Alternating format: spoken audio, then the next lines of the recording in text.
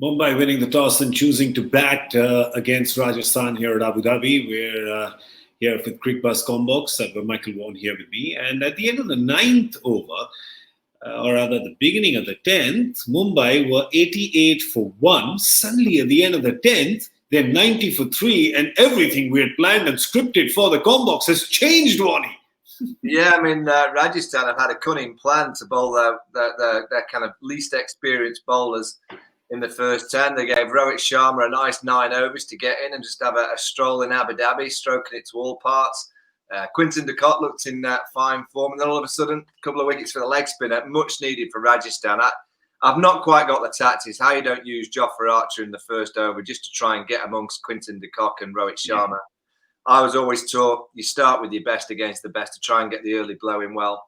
They allowed Mumbai to get off to a flyer, and then they used Jofra, and it just looks like they're saving Jofra for the power hitters in that last few overs. They're clearly very concerned about Hardik Pandya and Kieran Pollard, and that's what they're saving Jofra Archer for. Yeah, and those two are still to come because they've sent Krunal Pandya up at 5 after his 4-ball, 20-run cameo the other day. But this is what it's looking like for the bowlers. Been impressed by the action of young Kartik Tyagi. We've seen him in the Under-19 World Cup for India. And what do you make of his action, Moni? It's a nice front on. What did you make of it? Yeah, I mean, I look at his pace. His pace is good. I mean, you can talk his action. He comes wide of the crease.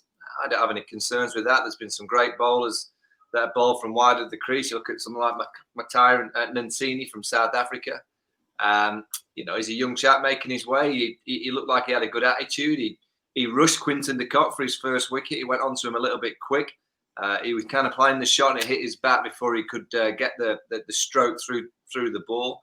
I like new quick bowlers. I like to see someone charging in. He's doing that.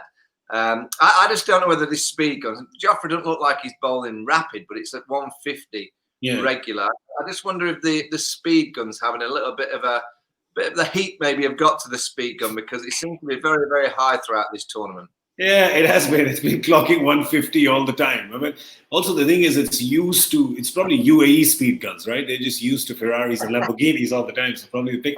Steve Harmison. That's who his action was reminding me of. Yeah, not far off. Steve came a bit wider at times. Yeah, nice dangly. Long limbs. Nice release of the ball. Yeah, it looks like India are providing us with too many quick bowlers. I don't like it. It's going to be a worry for the rest of the world. You got too many quick.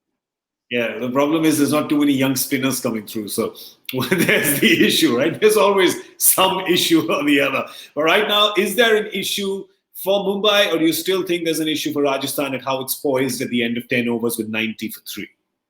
Well, I think Rajasthan have just clawed themselves back in it with those 2 wickets. With Rohit Sharma, if he bats through to around 15, 17 overs, he's going to get 80 plus. So he's a key wicket. As much as the powerhouses are to come and they can strike the ball, Rohit Sharma generally, I mean, he played with so much ease tonight. He didn't really have to break sweat. He was just knocking it around at will. So I feel that his wicket is massive, and that could be a 20-run sway in the game, because if you've got the rock at one end and you allow the firecrackers at the other, you then start pushing to over 200. They could still get there because of the power, but I think Mumbai would have wanted Rohit to bat through to around the 17th, 18th over mark.